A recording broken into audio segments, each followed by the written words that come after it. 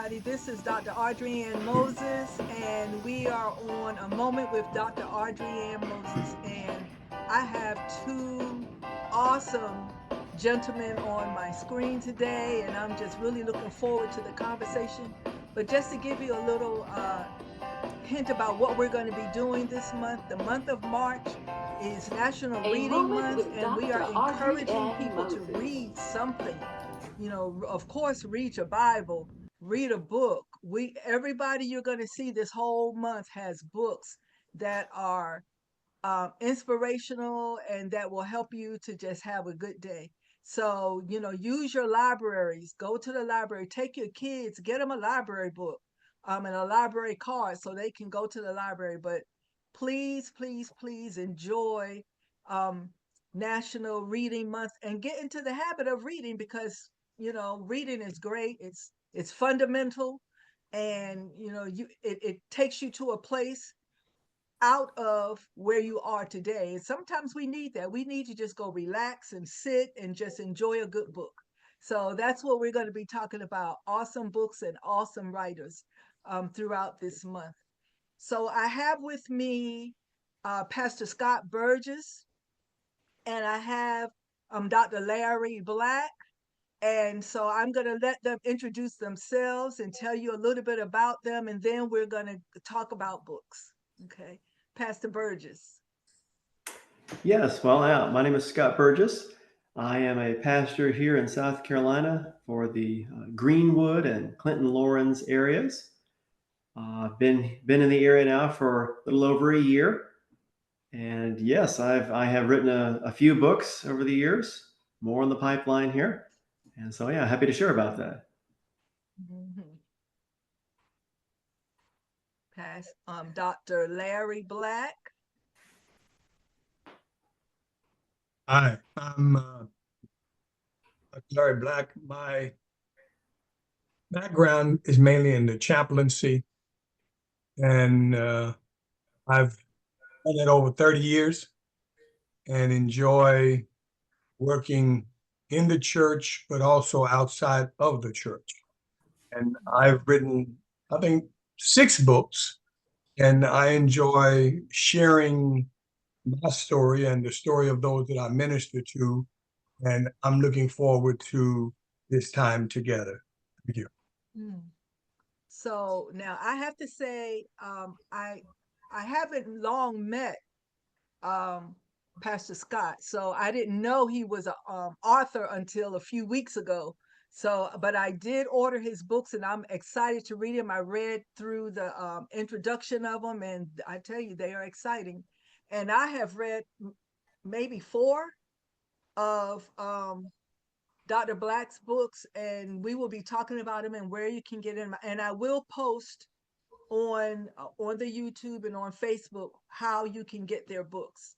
And so I wanted to ask both of you, first of all, what made you decide that being a writer should be a part of your ministry?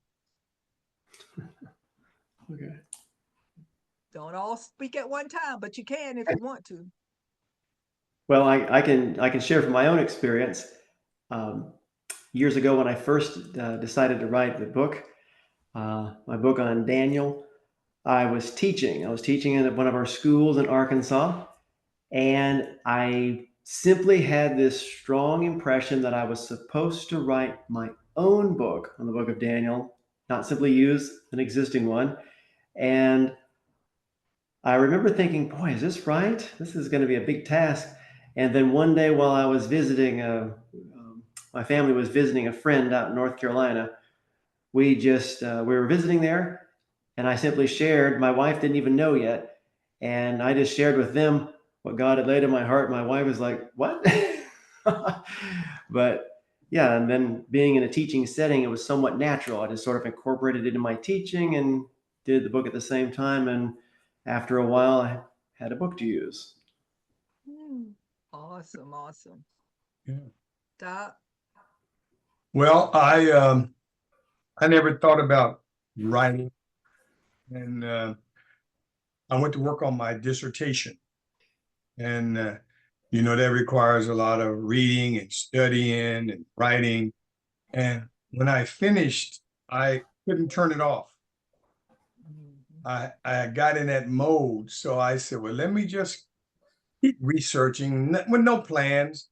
The next thing I know, I'm got this idea. Well, why not just put this material together? And so wasn't very good, but I put together a book and tried to get it published. Of course, you know how difficult that is, especially when it ain't no good. And I'll admit it. But at the same time, I enjoyed that process. And so I said, wow.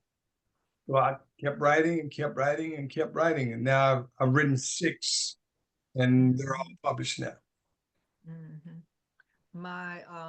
My books are in boxes because we moved, towards the end of last year, and so all my books are still in boxes. But I really enjoy your first book was, I can't remember the name of it, but it was about someone who was kind of experiencing a conversation with God, or with Jesus, and learning. It reminded me of The Shack, sort of, where they had There that. will be redemption, Yes, a yes, tale of two Redemption. That gardens. was an awesome book. Yes, and you had 2 of those, right? Was it 2? But I see, like I said, I've read, like, I know at least 3 of his books. But that Redemption, I told everybody about that book. And I even bought it and gave it to people for gifts, because that was an awesome book. And it made you think, like, what if I could have a conversation with Jesus today? What would it be like?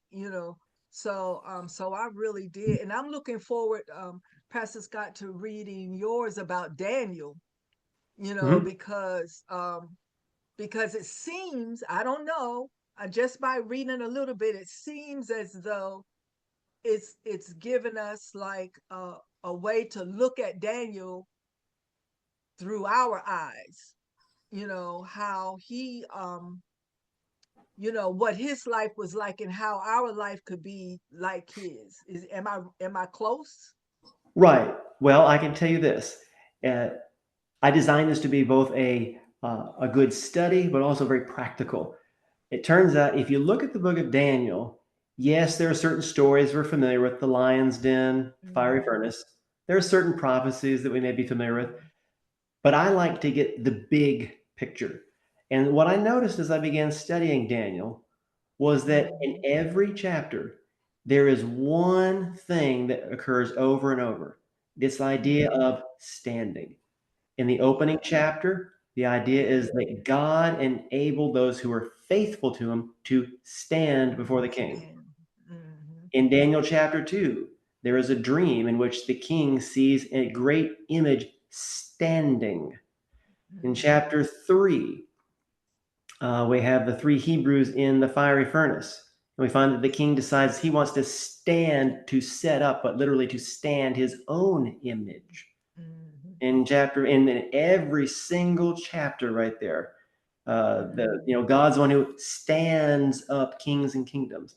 So I wanted to bring out that whole idea. And the main idea is that for us living in the last days, the judgment Mhm. hour of Earth's history, Jesus wants to enable us to stand faithful to him no matter what the world flings at us. Mhm. Yeah, I am looking forward to that, to read. I'm waiting for it to come. So Yeah. I'm looking forward to it. Yeah. So, Do so you have what, do you have a copy with you, Scott? Doc? I can put one on the I, screen. I just want to see what it looked like. you want to go ahead and put them up now? Yeah, I'll show it right here. Here's what it looks like on Amazon. This is the most recent edition right here. Can you see that? Yeah. Yeah. Yeah. Hmm. Yeah, see, standing on the solid rock, as it were, looking toward heaven. Yeah. All right. Yeah. And so what I'm going to do is post, for both of you, I'm going to post your links, so that people will be able to just click on the link and go straight to your, either your Amazon or to your website or wherever it is you want them to go, so that they could purchase your books. You know, we try to encourage people to go to you directly so that they can get autographed copies, and also, you know, that gives you the credit, more credit for your book. But whether you go to Amazon or wherever, you'll be able to get the books. So now, and we'll put that screen back up again later. So, so Dr. Black, what is what are you working on now? Well, I just published a few months ago my latest one, and it's Yep. Why Holiness. Mm-hmm. And one of the things that caught me was I was reading the book of Revelation, and I've read Revelation chapter 22, and I think it's verse 11, numerous times, when it says, "He that is unjust, let him remain unjust. He that is filthy, let him remain filthy." And then it says, "He that is unholy, let him remain holy still." Then he goes to the positive. "He that is righteous, be righteous still." And it says, "He that is holy, let him be holy still." And I have read this for years, but then this time it caught me saying, "Let him who is be holy." And so I began to look at the topic of holiness, and I was like, oh my goodness, God makes us holy through the sanctification process so that we're able to stand before him in eternity. And without holiness, the Bible says we shall not see God. I was like, wow. So I wrote this book, and it's entitled Why Holiness, and it's Mm-hmm. required. It's not optional. So Mm-hmm. it's really talking about sanctification. Awesome, awesome. And I'm not sure if I ordered that one yet, but I know I'm gonna go make sure I order it. And so what I wanted to find out now is, what is it that you all are doing outside of your writing in your ministries? Go ahead, Pastor. Okay. Well, for me, it's exciting. We are, I mentioned two churches here, and we are reaching out into the community. We in different ways. We have, like, for instance, our men's ministry. We seek Which my to, husband loves. yeah, we seek to find people in the area that could use a hand. Maybe, you know, perhaps they're elderly, maybe they're sick, whatever. And so if we can do maybe some light duty work at their house to help them, we do that. We also have, we are doing Bible studies in the community. Those that are interested, we come by, we study with them. So we have a number of those going on right now. And a few months, we'll be having another vacation Bible school. So, by the way, if you have children, come to Greenwood in the summer. We'll be plugging that. But yeah, we have a number of things we're trying to do to keep our members growing, but also to let people in the community know about Jesus and to have them join the fellowship with us. Mm-hmm. Sounds good. Doctor? Well, I've retired again. I retired a year and a half ago for health reasons, and got those taken care of. And with my local church, we have a lot of homeless people here in Florida. They come here, I guess, because of the weather.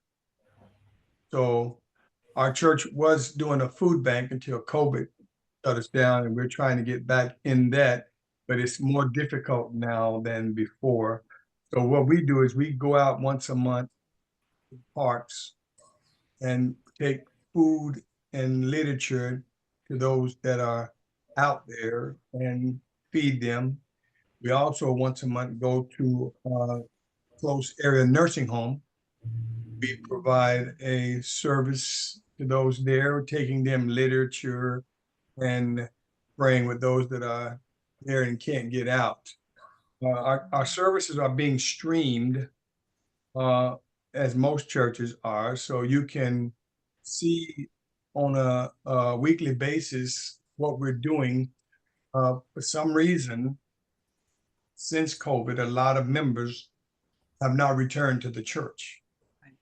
And so, since they haven't returned to the church, we decided that it's best to go to where they're at, which is probably their homes. And so we have a lively streaming service. And I was told that this coming week, we're going to get an upgrade, going to get additional cameras, additional equipment, so we can improve our product of reaching those that don't come to the church. So what I've also done, and you don't retire from a calling, pastor. No. We have the calling of God, and so I've asked God to send individuals that need ministry to me, so I can have opportunity to help them. So I'm mentoring 3 or 4 chaplains in their ministry and encouraging them on a regular basis.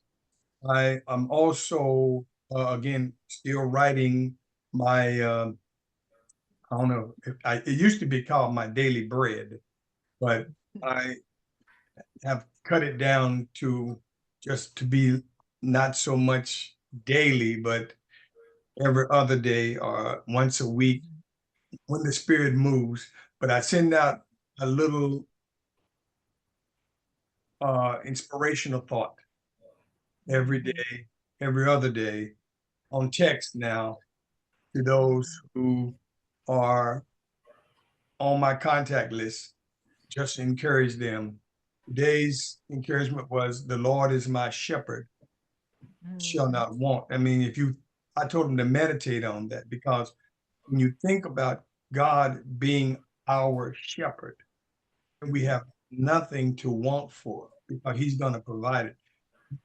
That's a very powerful thing that we sometimes skip over because of the familiarity stuff. So little things like that is what I'm doing. Yeah, that sounds good. So time flies, but so what kind of encouragement can you give people when it comes to reading? Not only your books, but any book, anything. And how do you encourage people to see how important it is to read? I would say, if you're going to read with a purpose. Don't just read to say that I'm reading a book because I think I ought to. Read a book that is relevant to you, and if it has any interest at all, read it to learn it and to put it in practice. It's not good to have simply head knowledge and not to use it. Knowledge is only good if you put it into practice. So if you have a good book, read it and do what you learn. What I would say is that with all of the disinformation out there today, on the internet and social media, it's hard to know what to believe. But if you can find a good book written by a good author, then you can increase your knowledge and have something that you can trust. Because sometimes you can read stuff and it sounds good, but it's not worth very much. So I encourage people to keep learning by reading good material from good sources, so that you can increase your knowledge. And by having the knowledge, you can, as Pastor says, put it into practice, which will increase, your life and the things that you're able to do in life. Right.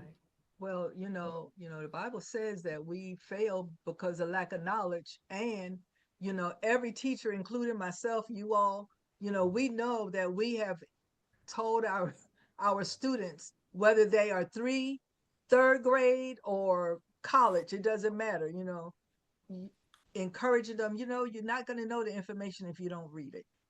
You know, you're not going to know what's going on in the world if you don't read it. So for yourself. So we would really like to encourage people to pick up a book, pick up a newspaper, pick up a magazine.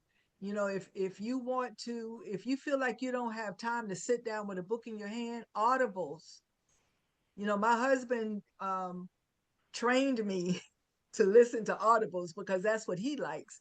So when we're in the car, when we're traveling, we always have already picked out what books we want to listen to, especially if we're going on a long trip, and we listen to those books while we're traveling. So there is no excuse for not reading something. So, and if you feel like you're not able, there's always somebody, these gentlemen, myself, somebody at your church, somebody in your neighborhood, and your family would be happy to help you to increase your reading ability. You just got to ask a question. So, are there any other final words of encouragement or anything else that you all would like to say before we begin to close out? Well, I'd like to just say this, that I've learned that you don't have to be intelligent to accomplish a lot. If you can read and understand what you read, you can do anything. You don't have to be intelligent. You just have to be able to read and comprehend. And if you can do that, you can be a doctor, you can be a lawyer. It may take you longer than others, but you don't move as fast as they do. But if you can read and understand what you're reading, you can Mhm. accomplish tremendous Yes. amount of things. Yes. Read. Mhm. Mhm. That's Mhm. right. Yeah. If you're determined, you can do anything. Jesus is the one that gives us the ability to do it, but through him we can do all things as Yeah. long as we please Mhm. him. Exactly, exactly. So, I am really grateful that you all were able to come on, and I know that this is really going to be the beginning of more times that we'll get to talk together and to share our ministries and share our what we're writing about with the public. So please be on the lookout because you know I'm going to call you. And so this is Dr. AudreyAnn Moses, and I am a moment with Dr. AudreyAnn, and we are celebrating the the National Month of Reading, which is all of March. So look forward every week in March, and on our YouTube page and websites for different information about what's going on during National Reading Month. So I thank you, and I just ask that you continue to be blessed and to bless others while you're doing it, because God is blessing you every single moment of your life. So we thank you, and we will be seeing you again on the next week.